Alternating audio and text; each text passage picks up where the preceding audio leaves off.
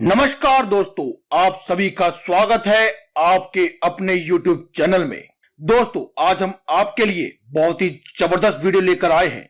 आज की इस वीडियो में हम आपको बताएंगे चैत्र नवरात्रे में व्रत कब रखें, पूजा की तिथि व पूजा करने की विधि और कलश स्थापना का शुभ मुहूर्त। दोस्तों, आज की इस वीडियो में हम आपको कुछ ऐसी बातों के बारे में बताएंगे जिनका अगर आप ध्यान रखेंगे तो माता रानी आपके ऊपर कृपा अवश्य बरसाएंगी। लेकिन अगर कहीं आपने गलती से भी इन बातों को नजरअंदाज कर दिया तो हो सकता है कि माता रानी आपसे रुष्ट हो जाए, आपसे नाराज हो जाए। दोस्तों, हिंदू कैलेंडर के अनुसार साल में 4 बार नवरात्रि का त्योहार मनाया जाता है। इसमें चैत्र और शारदीय नवरात्रे मुख्य रूप से मनाई जाती हैं। वह 2 बार गुप्त नवरात्रे भी मनाए जाते हैं। जैसा कि आप सभी जानते हैं, इस बार चैत्र नवरात्रि 13 अप्रैल से आरंभ होकर 21 अप्रैल को समाप्त होगी। नवरात्रे में मां दुर्गा के 9 स्वरूपों की पूजा की जाती है। 9 दिन तक चलने वाले इस पावन पर्व में श्रद्धालु मां दुर्गा की पूजा अर्चना करते हैं और देवी दुर्गा के 9 स्वरूपों को अलग अलग चीजों का भोग लगाते हैं। आपको बता दें कि नवरात्रि के पहले दिन घट स्थापना की जाती है। शास्त्रों के अनुसार नवरात्रि का पहला दिन बहुत महत्व रखता है। इस दिन घट स्थापना यानी कि कलश स्थापना का विशेष महत्व है। पौराणिक कथाओं के अनुसार कलश को भगवान विष्णु का रूप माना जाता है। इसीलिए नवरात्रि के 9 दिन देवी दुर्गा की पूजा से पहले कलश की स्थापना की जाती है। अपने घर में कलश स्थापना करने के लिए सबसे पहले आप सुबह जल्दी उठकर स्नान आदि करके साफ कपड़े पहन लें और अपने घर के मंदिर में अच्छे प्रकार से साफ सफाई करके उसमें एक लाल रंग का या फिर सफेद रंग का कपड़ा बिछा लें। इस कपड़े पर थोड़े से चावल रखें। एक मिट्टी के पात्र में जौ लें। इस पात्र में आप एक जल से भरा हुआ कलश स्थापित करें। कलश पर आप एक स्वास्तिक का निशान भी बना लें और इस कलश के ऊपर कलावे को बांध लें। अब कलश में साबुत सुपारी, 1 रुपए का सिक्का और अक्षत डाल लें। अक्षत का मतलब होता है साबुत चावल जो कि टूटे या खंडित ना हो। और अब एक नारियल लेकर उसके चारों ओर अशोक के पत्ते लगा करके उस कलश पर स्थापित करें और इस पर चुनरी लपेटकर कलावा बांध दें। इस नारियल को कलश के ऊपर रखते हुए मां देवी दुर्गा का आवाहन अवश्य करें। इसके बाद दीपक आदि जलाकर कलश की पूजा करें। नवरात्रि में देवी की पूजा के लिए सोना, चांदी, तांबा, पीतल या फिर संभव ना हो ये सभी चीजें तो आप मिट्टी का कलश भी स्थापित कर सकते हैं। तो दोस्तों, अब आपको बताते हैं कि कलश स्थापना करने का शुभ मुहूर्त क्या है।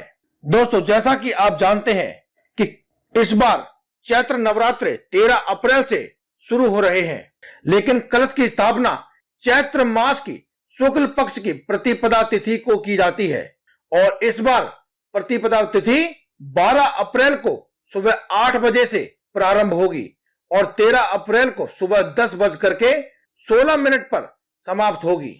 इसीलिए आपको कलश स्थापना करने के लिए 13 अप्रैल सुबह 5:58 से 10:14 तक कुल 4 घंटे और 16 मिनट की अवधि मिलेगी।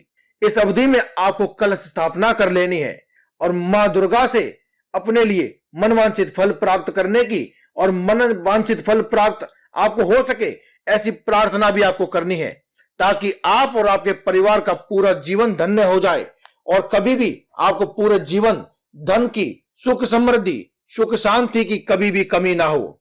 तो दोस्तों, आपसे और माता रानी से यही दुआ करते हैं कि आप सभी के जीवन में हमेशा ही मंगल हो, धन की कोई कमी ना हो। दोस्तों, आज की इस वीडियो में हम आपको कुछ ऐसी बातों के बारे में बताएंगे जिनका अगर आप ध्यान रखेंगे तो माता रानी आपके ऊपर कृपा अवश्य बरसाएंगी।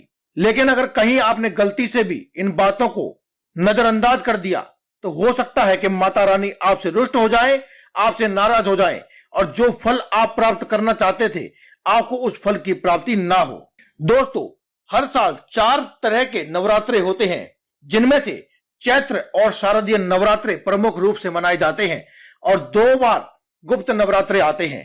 इस बार चैत्र नवरात्रों की शुरुआत हो चुकी है, जो कि 13 अप्रैल से 21 अप्रैल की अवधि में रहेंगे।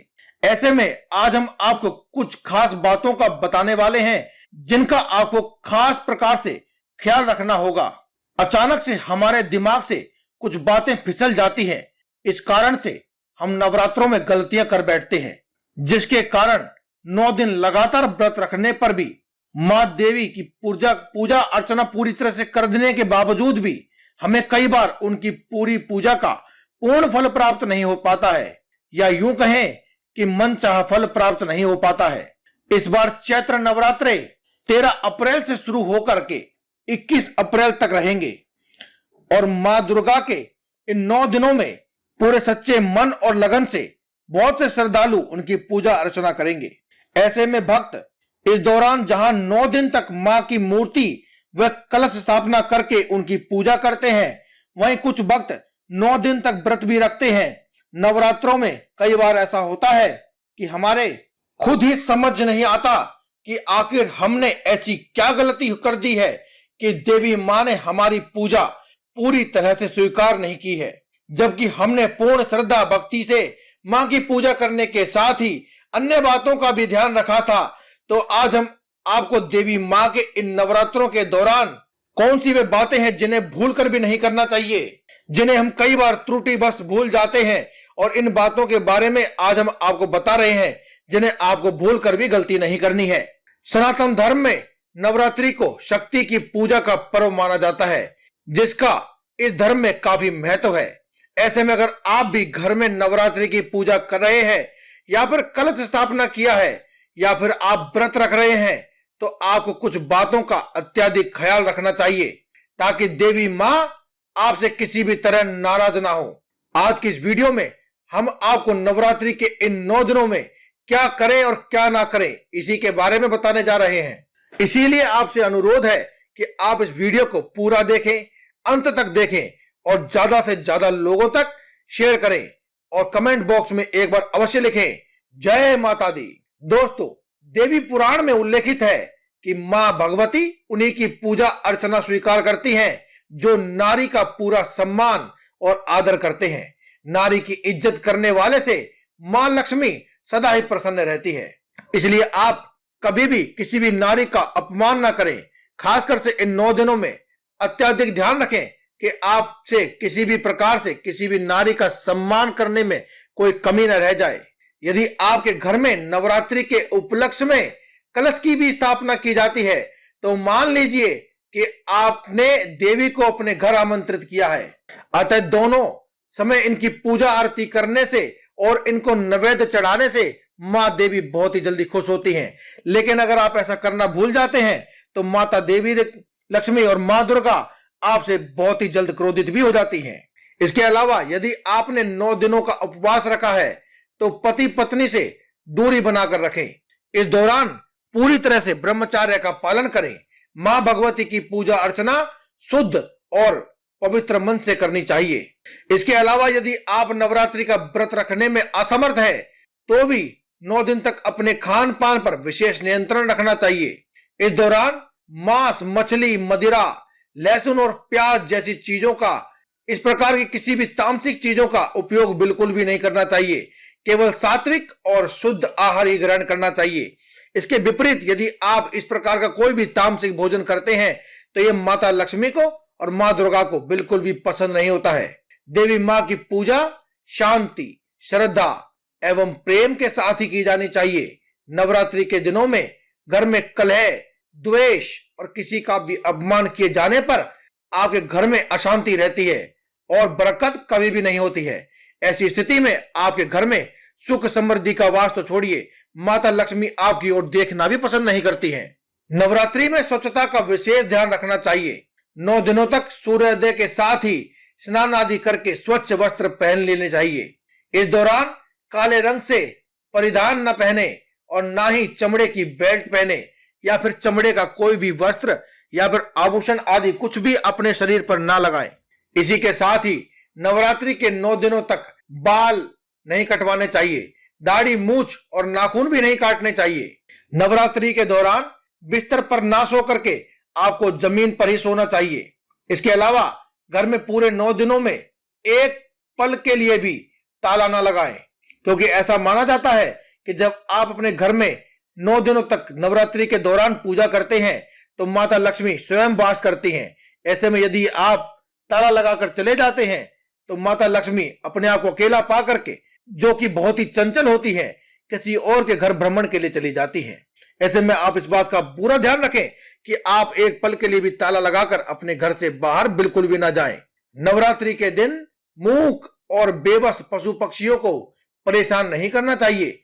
इसके लिए आप उन्हें दाना पाने की व्यवस्था कर सकते हैं। गौरतलब है कि मां दुर्गा का वाहन भी एक पशु ही है। दिन में ईश्वर का पाठ करें। प्रातःकाल स्नान ध्यान करके पड़ोस के लोगों या परिजनों के साथ में आपको कीर्तन जैसे कि रामायण का पाठ इत्यादि अवश्य करना चाहिए। आप चाहें तो दुर्गा सप्तशती का पाठ करें, जो कि अत्यंत ही शुभ माना जाता है।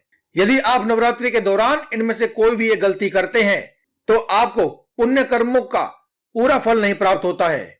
इसके चलते देवी मां की ओर से मिलने वाला आशीर्वाद भी आपको नहीं मिल पाता है और उसी अनुपात में घटता चला जाता है जिस अनुपात में आप गलती करते हैं। जबकि यदि जानबूझकर ऐसी गलती की जाए, यानी कि आपको सब कुछ पता है, उसके बावजूद भी आपने कोई गलती कर दी है, तो देवी मां के प्रसन्न होने की बात तो छोड़ दें, उनके आशीर्वाद की जगह आपको उनके क्रोध और दंड का सामना करना पड़ता है।